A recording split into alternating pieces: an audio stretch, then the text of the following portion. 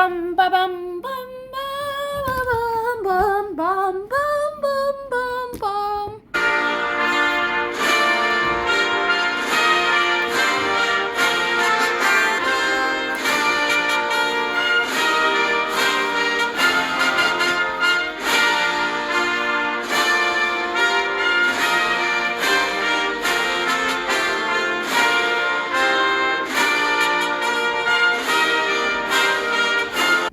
That was from the YouTube channel Nocturnal Infants channel. One of the easiest channels that I've ever seen too. Not subscribed yet, but okay, that was nice. Alright, let's start with the life of one of the greatest novels lists of all time. The best-selling novel of literally all time. The #1 worldwide international seller of Don Quixote. Hanchon presents a Dark Shum production. Miguel de Cervantes. In English, Miguel de Cervantes. I'll use the Spanish because I like it more. Miguel de Cervantes. On second thoughts, I'll use English. Alright. This is the man who wrote Don Quixote. He was the one who was probably one of the richest person in the world. He was able to live a prosperous and nice life. However, he also went into a world where he was also very unfortunate and very, very unlucky too. He was born on September 29th of 1547. Although this is his assumed birthday. Lots of things about him are pretty much assumed. In fact, the person who drew this painting is also kind of assumed because there is literally no credit right or authorizations of this painting too. We think like that this painting was drawn by this guy named Juan de Jagragui. He was also born in Alcalá. Yeah, I'll just call it Alcalá. Alcalá de Henares. Hello, when did you get here? In what was known then as Crown Castle. And he had a very, let's say, colorful life.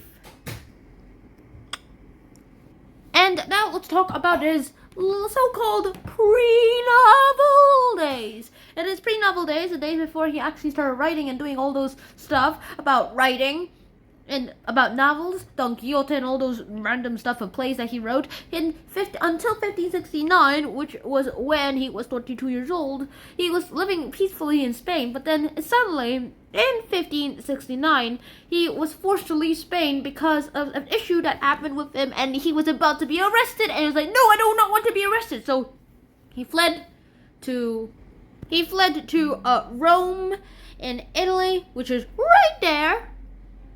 And over there, he worked as a person and he worked in a cardinal's household, which is not something you actually expect someone to be in. But let me explain the rest in the dark room. From now on, this place that we're going to will be called the dark room. Alright, let's get this started with, as where we left off was that in 1569,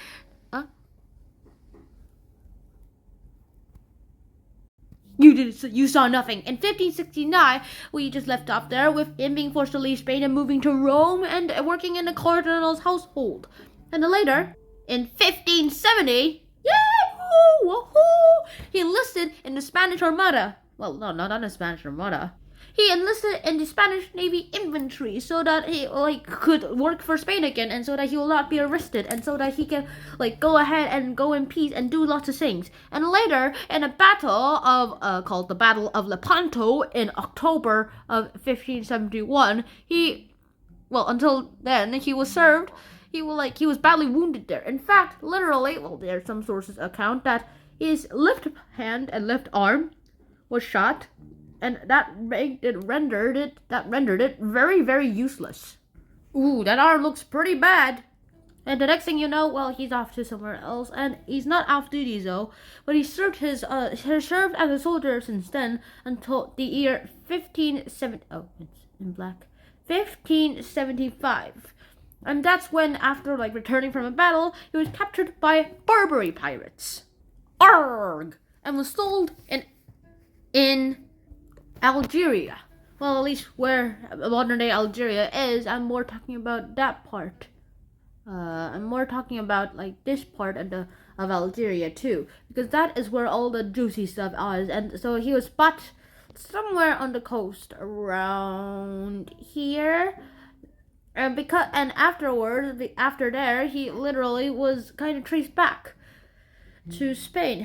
He was kidnapped with his brother, and they were ransomed together. However, this is basically what happened. His brother, they could easily like pay him out. They could easily pay the ransom, and so he went back home. Teleported! Yay! I'm back home in Spain. While his brother was being sold as a slave by peoples and dudes in eye patches.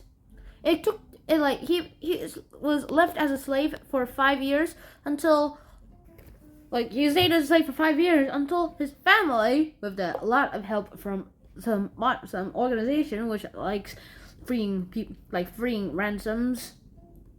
By the way, that means paying ransoms so that people from their country can come home, was able to pay and find him and pay him back.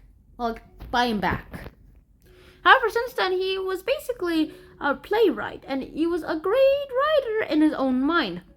However, his plays weren't really published at all, too, because it turns out some people say, this lacks taste.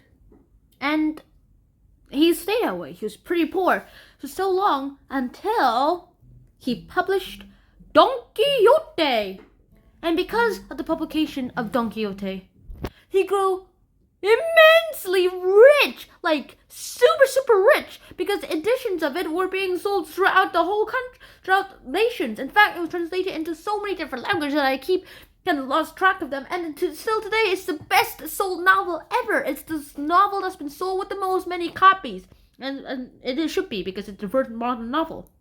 In fact, let me show you why Don Quixote is very important. Now, traditional stories back then was like, there's a good guy and there's a bad guy. The bad guy is always bad till the end, and the good guy is always bad till the end.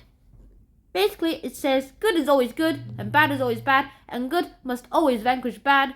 If bad sometimes vanquishes good, good will always vanquish bad.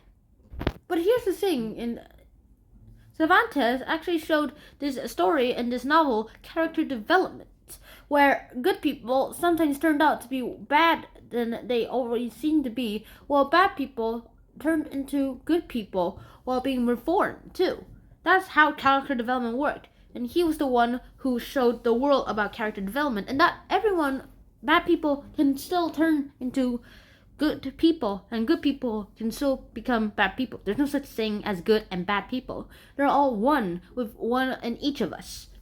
But it's we who decide on which side we choose on to act on. That's what makes us who we are. And to this day, Don Quixote is still being read. Lots of people back then said Don Quixote should be banned, and they actually banned it, and especially in the Americas too. But in the Americas, literally anyone could buy it by reading the pirated editions. In fact, when the first volume was finished and published in 1605, and when it ended, readers really wanted more. They actually wept. In fact, a guy decided to make his own fake version too, part two, a fan fiction version under falsely the name of Cervantes, and the real Cervantes was very pissed off by this, and showed that he was very pissed off by this in response reading and publishing the sequel to Don Quixote, and in the book kept on criticizing the fake second volume. It's no longer in print, which is good. Afterwards, he wrote many other novels and plays, but all of those were overshadowed by his masterpiece, Don Quixote. He didn't consider this to be his masterpiece, though. What he considered his masterpiece was some sort of other novel or play, but that was never his masterpiece. His masterpiece would have been Don Quixote, the novel introducing character development to the whole entire world, and the novel that introduces the world to the good and evil sides and how we can turn and change. He died on April 22nd of 1616. And his remains, his body stuff, weren't actually known where they were. We had no idea until where they were until recently when we found the remains of Miguel de Cervantes himself, and we're analyzing them still too just to see about them because all we got are bones. And he died on Madrid in the Crown of Castle. In 2002, there was a poll among 100 authors, very well-known authors, in fact, and they all voted in 2002. Miguel de Cervantes' Don Quixote was one of the best books that you must read. Don Quixote. That Don Quixote was the best book in the world that you should have to read. So, what do you say? Want to read the novel? Or should I say novels? I hope you guys enjoyed this episode. Although this episode was made in like about 30 minutes, I really hope you guys actually enjoyed all this effort I made into 11 minutes. And I'm working on something right now that I've been working on for a few months. So when I release it, which will probably take another few months, I hope to actually see you guys enjoy it much more. I'll see you guys then. Shran out. Peace.